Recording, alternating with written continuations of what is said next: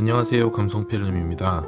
오늘은 캐논으로부터 프로페셔널 캠코더인 XF605에 대한 간단한 사용기와 함께 시네마틱한 브이로그 영상 제작을 요청받아 이렇게 여러분들께 이 카메라를 소개해드리게 되었어요. 캠코더에 대한 이야기는 세 번째인데요. 기억나실지 모르겠지만 G50과 G60이라는 카메라를 한 2년 전쯤 소개해드렸고, 제가 지금도 잘 사용하고 있는 조그만 캠코더도 소개해드린 적이 있었죠. 이번에 소개드리는 캠코더는 그때의 캠코더보다 훨씬 더 전문적인 프로페셔널 캠코더입니다. 4K 10비트, 캐논 로그, 4K L렌즈, 다양한 조작기와 입출력기 등이 존재하고 가격도 꽤나 높은 걸 보실 수 있을 거예요. 사실 저는 캠코더를 전문적으로 사용하진 않아서 이 제품의 뛰어난 캠코더적인 성능에 대해서 심도 있게 이야기해 드릴 수는 없지만, 영상 제작자로서 시네마틱 브이로그 제작의 관점에서 이야기를 드리려고 합니다. 그럼 이제부터 간단한 영상 스펙에 대해 이야기해 드릴게요. 첫 번째는 4K 촬영입니다. XF605는 HD, FHD, 4K를 지원하며 독자적인 포맷인 XF-AVC를 지원하고 있습니다. 4K의 30프레임을 410mbps의 인트라 프레임으로 기록할 수 있으며 260mbps인 롱지오피에서는 4K 60프레임이 가능합니다. 모두 YCC422 10비트라는 고품질의 영상 신호로 녹화가 가능하죠. 전통적으로 캠코더는 30p 촬영이 많았으나 지금은 시청 환경이 바뀜으로 인해서 60p 촬영도 많죠. 60p에 대한 다양한 옵션도 존재하고 있습니다. 다만 1080 60i의 대응이 아쉽기는 하네요. 다음으로는 다양한 커스텀 픽처입니다. 전통적인 BT709 방식도 3가지나 존재하며 캐논 로그3 감마와 함께 PQ, HLG를 포함하고 있습니다. 먼저 BT709의 3가지 프로파일을 보시겠습니다. 모든 촬영은 실내 스튜디오에서 맑은 날 자연광으로 촬영되었으며 조명은 반사판만 사용한 이미지입니다. 첫 번째는 스탠다드입니다. 가장 표준의 BT709 규격의 감마입니다. 일반적인 느낌이죠. 두 번째는 노멀입니다. 스탠다드에 비해 저위도 영역은 더 어둡고 고위도 영역의 컨트라스트를 제한합니다. 화면의 하얗고 밝은 부분에 확연한 컨트라스트 차이가 보이네요. 세 번째는 와이드 DR입니다. 아마 로그 프로파일을 사용하기 전 DR을 넓히기 위해 사용되던 프로파일이 아닐까 합니다. DR을 넓히기 위한 감마 곡선의 조정으로 채도와 컨트라스트가 덜해 보이는 상태로 조정이 되었네요. 후반에서 보정을 조금만 더 해주면 이렇게 표현이 되는데요. 표준과 비교했을 때 하이라이트 부분이 더 부드럽게 표현이 되고 어두운 부분인 머리카락 디테일도 조금 더 살아나는 걸 보실 수가 있습니다. 캐논 로그3의 경우에는 1인치 센서의 한계로 인하여 미러리스보다는 DR이 넓진 않아 보였습니다. 따라서 기존에 제가 만들어 두었던 색 보정 프로파일을 그대로 사용할 수는 없었는데요. 약간의 변형이 필요했습니다. 그러나 이 프로파일이 사용 가능하게 되면서 미러리스와의 복합적 사용에서 컬러를 맞추기 조금 더 편해지게 되었어요. 그리고 이번에 새롭게 추가된 EOS 프로파일이 있는데요. 스탠다드와 뉴트럴 두 가지로 추가되어 있습니다. 렌즈 교환 시 카메라의 스탠다드와 뉴트럴에 준하는 이미지를 구현하는 감마라고 하는데요. 저는 사실 이 프로파일이 너무나 마음에 들었습니다. 시네마틱한 촬영을 의뢰받고 원 스튜디오에서 오랜 시간 로그로 촬영을 했는데요. 사실 그렇게 촬영한 이미지보다 EOS로 잠깐 테스트한 화면들이 훨씬 더 마음에 들었어요. 특히나 뉴트럴의 경우에는 스탠다드보다 컨트라스트와 채도가 약한 모습을 보여주었는데요. 너무 과하지 않으면서 자연스럽게 예쁜 이미지가 나왔습니다. 사실 로그를 사용하시는 분들 중에서는 이런 컨트라스트와 채도가 약한 부분들이 마음에 들어서 이렇게 사용하시는 분들도 많은데요. 이 프로파일을 사용해서 다양한 웹 예능이나 유튜브 컨텐츠를 찍으면 클라이언트가 매우 만족할 것 같아요. 캠코더라서 촬영도 너무 편하고 쉬운데 딱히 후반에서 보정도 필요가 없고, 그러면서 캠코더의 느낌보다는 미러리스의 느낌에 조금 더 가까우니 이보다 더 좋을 수는 없는 프로파일인 것 같아요. 사실 픽처 프로파일뿐만이 아니라 이 카메라의 느낌이 일반 미러리스와 비슷한 건 렌즈의 영향도 있습니다. XF605는 캐논의 L렌즈를 사용하였는데요.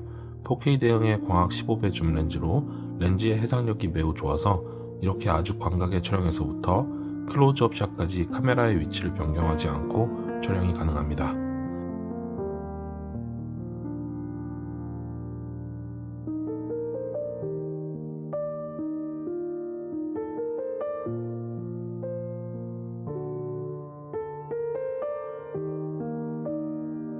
또한 렌즈 자체의 IS 모드가 매우 훌륭한데요. 스탠다드, 다이나믹, 파워드 IS의 조합으로 정말 삼각대 위에 올려놓은 듯한 안정적인 영상을 촬영할 수가 있어요.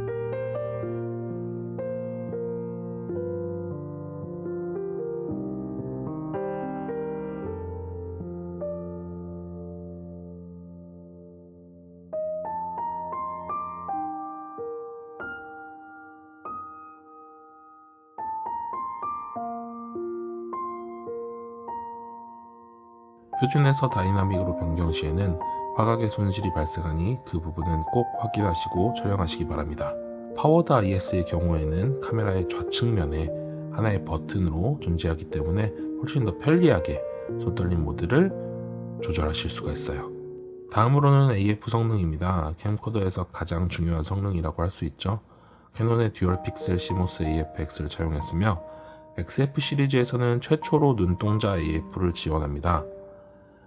눈 검출의 성능은 매우 뛰어났는데요. 추가로 XF 캠코더 최초로 EOS ITR AF-X를 지원해서 뒤돌아 있을 때도 머리 검출이 가능합니다. 그러나 이 부분, 머리 검출에 대해서는 미러리스보다는 조금 아쉬운 부분이 존재하긴 했는데요. 사실 눈 검출의 경우에는 미러리스 사용하시는 분들은 굉장히 이제는 익숙해진 성능이죠. 이 부분을 캠코더에서도 지원을 하면서 훨씬 더 좋은 AF 성능을 보여드리게 되었어요. 꼭 사람 눈만 잡아요? 지금 이 카메라는 그래요. 아 진짜요? 이런 눈은요? 오늘 그려보겠다고요? 잡아요? 아니요. 못 잡아요? 안 잡는데? 윤희의 얼굴만 잡고 있어요. 이렇게 하면요? 안 잡는데요? 그럼 사람 얼굴 사진은요? 그거 한번 해볼게요. 잡아요! 잡아요? 다 제대로 한번 보여주세요. 오 신기하다. 정면으로. 오. 잡아요? 이거는 박윤희 님이 그림을 못 그린 거네. 네, 잡아요. 뒷모습 보였다가? 오. 잡아요? 네. 신기하네. 둘 다 잡으려고 시도해요. 선택해야 되나봐요, 제가. 지금은 박신혜님 잡았어요. 왜냐면 얼굴이 반이 가려져 있잖아요. 윤희님은.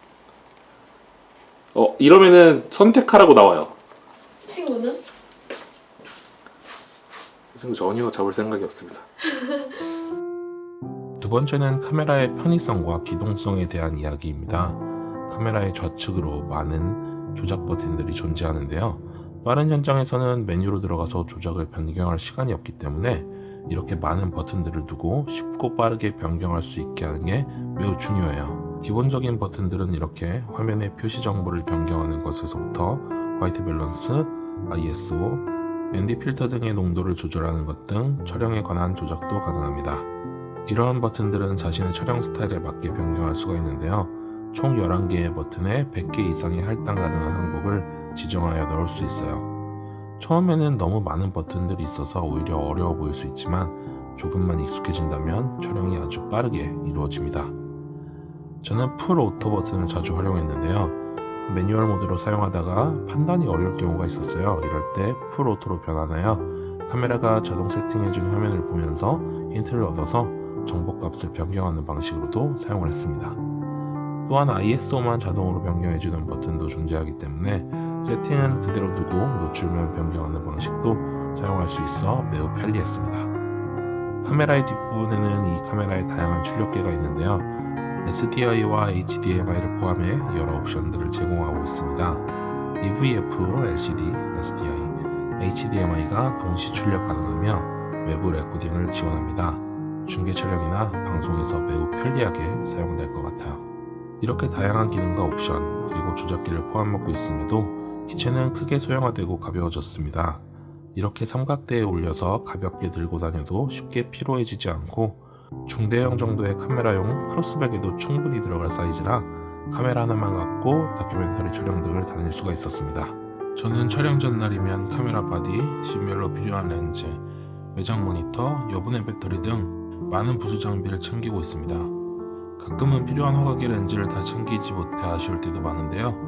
SF605는 4K UHD에서 25.5, 382.5mm의 화각으로 거의 모든 상황에 대응할 수 있습니다.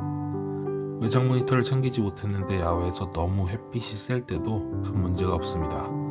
177만 도트의 아이컵이 달린 뷰파인더는 어떤 상황 속에서도 올바른 모니터링을 가능하게 해줍니다. 케이지와 별도의 마운트들이 없어도 기본적으로 구성된 액세서리즈와 마운트, 후드로 인해 정말 카메라 하나만 준비해두면 촬영 준비가 모두 끝나서 촬영 전이나 촬영 중 정리까지의 편의성이 미러리스와는 큰 차이를 보여줍니다. 이 밖에도 여러가지 편의 기능이 존재하는데요. 첫 번째는 아이폰 어플리케이션 CTM입니다. 복잡해 보이지만 매우 간단한 원리인데요. 뉴스와 같이 빠르게 촬영하고 편집해야 하는 경우에는 SD카드를 전달하기까지의 시간도 아까울 때가 많습니다. 이때 카메라의 프록시 녹화 기능을 통해서 저퀄리티의 프록시 영상을 아이폰을 통해 전송해두면 그 메타데이터로 편집을 하고 원본 데이터를 받은 후 즉시 고효율의 편집본을 만들어낼 수가 있는 것이죠. 빠르게 변화하는 시대에 꼭 필요한 기능입니다. 스마트 오디오 성능에 대해서는 특별히 더 이야기할 게 없을 것 같은데요. XLR 2채널을 지원하며 새롭게 개발되어 R3에 채용된 액세서리즈가 XF605에도 채용되어 있습니다. XLR 유닛으로 2개의 채널을 추가하면 총 4개의 XLR 채널로 동시 입력이 가능하게 됩니다. 주변의 환경 소리를 2채널에 리포터와 인터뷰 대상자의 소리를 각각 한 채널에 녹음하여 믹싱함으로써 정말 생생하고 현장감이 있는 음향을 만들어낼 수도 있겠죠. 안녕하세요, 연희로님. 누구시죠? 안녕하세요. 오늘 왜 늦었는지 해명을 해주시죠. 저요? 오늘 늦장불이 늦었습니다. 뭐 하면서 늦장을 부렸습니까? 아침에 나왔는데 양말이 없는 거예요. 제가 내 양말이 덧신을 안 신거든요? 근데 오늘 양말 결국 못 찾아서 덧신을 신었습니다. 보이시죠? 덧신. 오늘은 이렇게 이 카메라를 간단하게 소개해드렸는데요. 1인치 센서이기 때문에 시네마틱한 촬영 장비로서 미러리스보다 아쉬운 부분은 분명히 존재하지만 그럼에도 불구하고 새롭게 추가된 프로파일, 렌즈, 오디오 유닛 등을 통해서 더 좋은 퀄리티의 영상을 포함해 다양한 스타일의 영상을 만들어낼 수 있는 전천후 카메라로서의 장점을 보여준 것 같아요. 앞으로도 캠코더와 미러리스의 진화는 서로의 단점을 커버하고 장점을 더 극대화하는 방향으로 나아갈 것 같습니다. 자, 오늘의 영상은 여기까지고요. 다음에도 여러가지 카메라와 영상, 사진에 대한 이야기들로 찾아뵙도록 하겠습니다. 그럼 오늘도 감성 가득한 하루 되시길 바랍니다. 감사합니다.